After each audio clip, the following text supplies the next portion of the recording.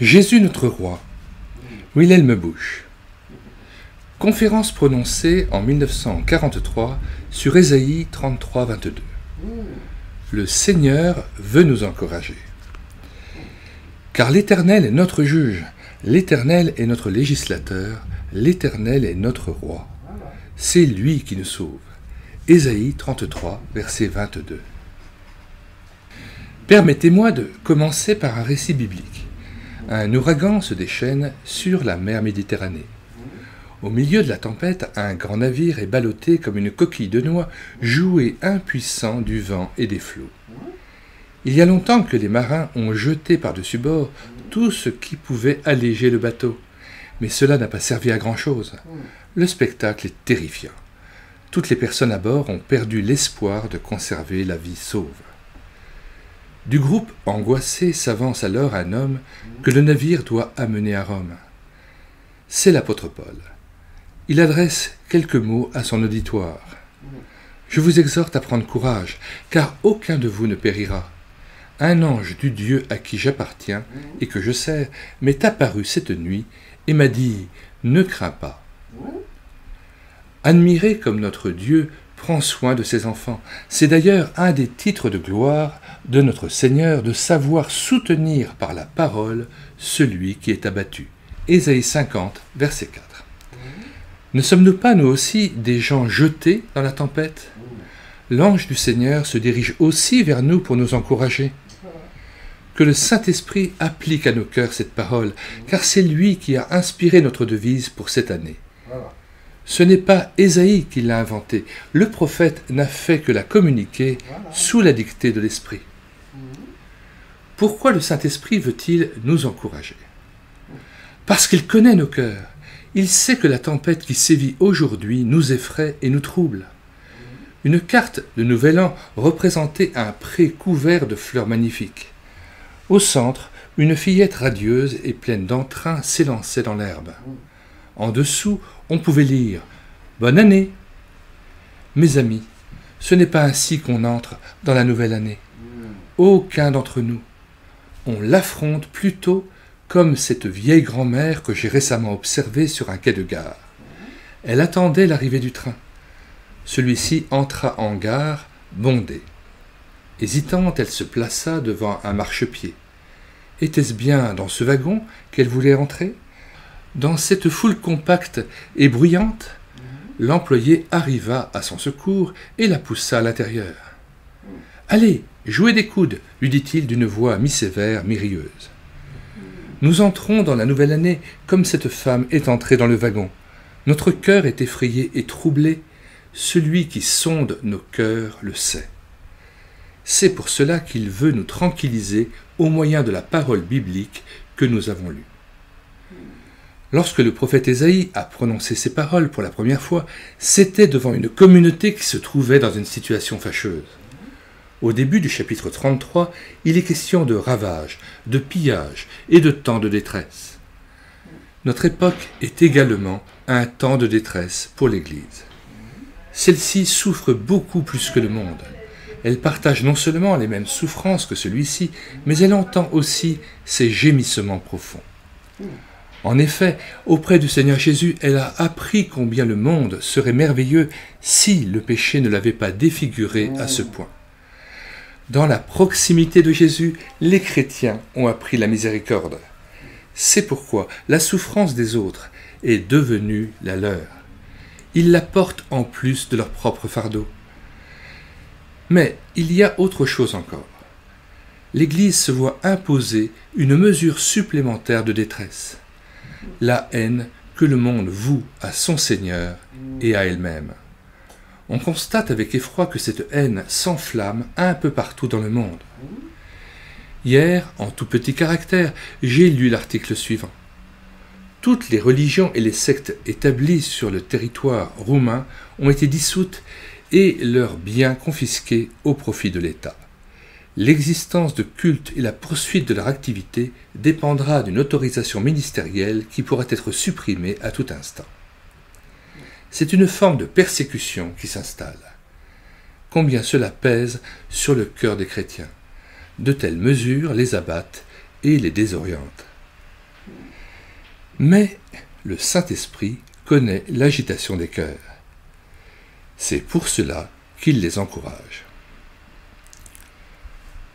Comment le Saint-Esprit encourage?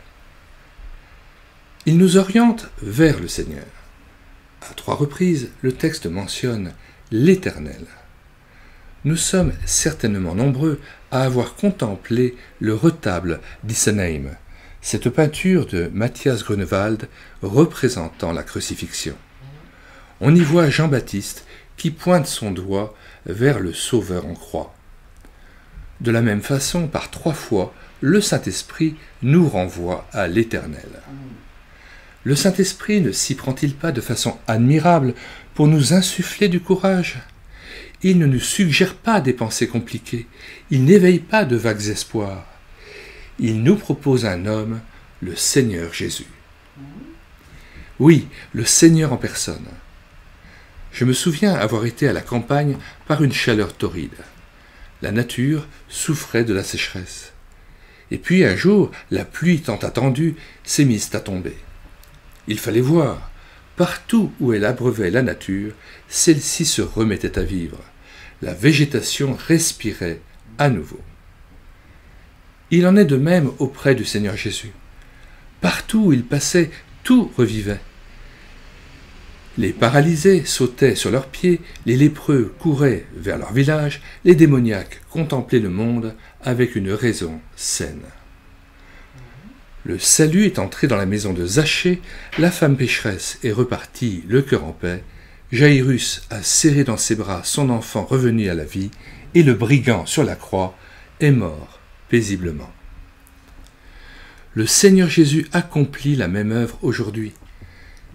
Suivons l'exhortation du Saint-Esprit et fixons nos regards sur le Seigneur. Cette vision nous communiquera une nouvelle ardeur. Contemplons le Seigneur à la droite du Père en attendant que tous ses ennemis soient mis sous ses pieds. Regardons le bon berger paître le troupeau qu'il a racheté au prix de son sang. Regardons-le encore cloué sur la croix, portant nos péchés et subissant notre condamnation. Assurément, le Saint-Esprit sait parfaitement nous insuffler un nouveau courage. Son remède efficace? Orienter résolument notre regard vers le Seigneur. Ce qui nous est promis pour la nouvelle année. C'est lui qui nous sauve. Cela ne signifie pas que tout ira toujours comme sur des roulettes, que nous n'aurons plus aucune détresse et que nous ne connaîtrons plus aucun souci. S'il en était ainsi, nous n'apprendrions jamais à prier.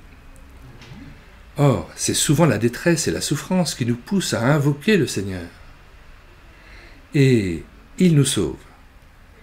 Quelle puissante parole de consolation! Mais je me souviens de certains moments de ma vie où ces mêmes paroles ne me disaient absolument rien.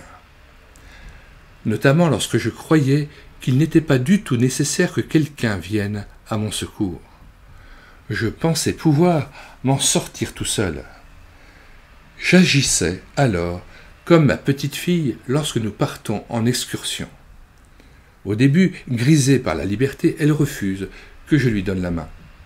Elle préfère marcher à sa guise, franchir ce petit fossé, grimper sur ce tas de cailloux. Mais, au fil des heures, la chaleur aidant, la fatigue commence à se faire sentir. Et ma fillette ne tarde pas à glisser sa petite main dans la mienne. Finalement, elle est même toute heureuse que je la porte sur mes épaules pour le chemin du retour. Dans notre marche, nous découvrons aussi combien il est doux de pouvoir nous appuyer sur celui qui nous sauve, qui me sauve. À la fin de notre pèlerinage, il nous prend dans ses bras et nous conduit à la maison du Père. Crois de toutes tes forces qu'il veut te sauver. Tu verras alors s'accomplir des choses merveilleuses durant l'année. Un jour, j'ai effectué une traversée sur un lac en Finlande. Le bateau était censé nous conduire à Lappeenranta. Pendant longtemps, j'ai eu le sentiment que nous ne nous dirigions pas du tout dans la bonne direction. Le lac était bordé de forêts sombres et de prés à perte de vue. pas la moindre issue. Le pilote semblait se diriger droit sur un petit bois. Jusqu'au dernier moment, j'ai eu l'impression que le lac ne se prolongerait pas. Et soudain, au détour du bosquet, un chenal nous permit de poursuivre notre voyage vers la destination choisie.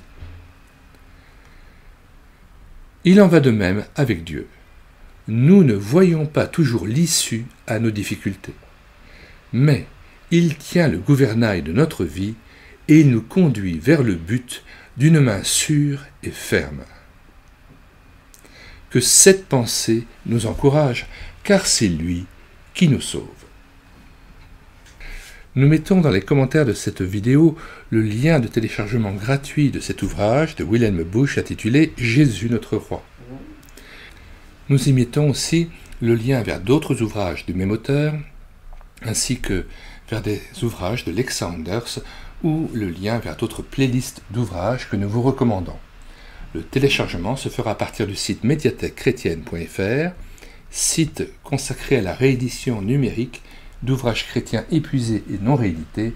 Nous en sommes à 1500 ouvrages que vous pouvez télécharger gratuitement et immédiatement.